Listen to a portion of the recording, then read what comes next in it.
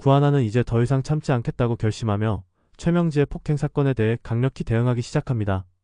구지석은 그녀를 대신해 최명지를 고발하고 이를 통해 회사 내에서 발생한 폭력 사건에 대한 조사를 요구합니다.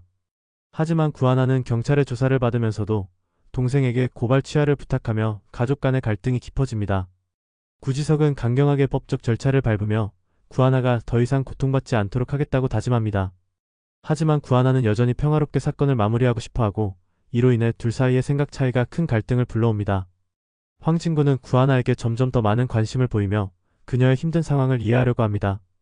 그러나 그가 구하나에게 어떤 감정을 느끼고 있는지 명확히 알 수 없고 구하나는 그에 대한 감정을 숨기고 있는 듯 보입니다.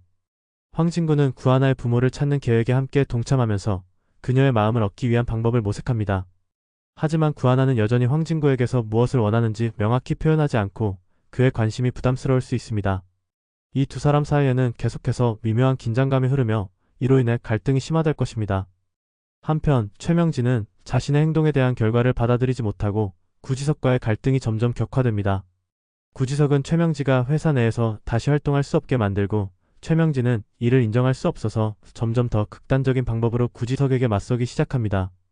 그녀는 자신이 상처받은 만큼 구하나와 구지석에게 복수하고자 하는 마음을 키워가며 복잡한 욕망을 드러냅니다.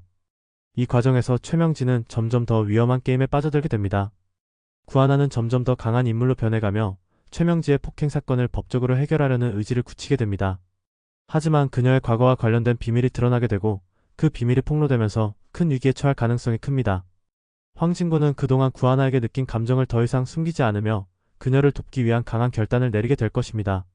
반면 최명지는 더 이상 감정적으로만 행동하지 않고 구지석과 구하나에게 복수를 계획하며 극적인 전개를 이어갈 것입니다. 구지석과 구하나는 과연 최명지의 공격을 어떻게 막을 것인지, 또한 황진구와 구하나의 관계는 어떻게 발전할 것인지가 중요한 포인트가 될 것입니다.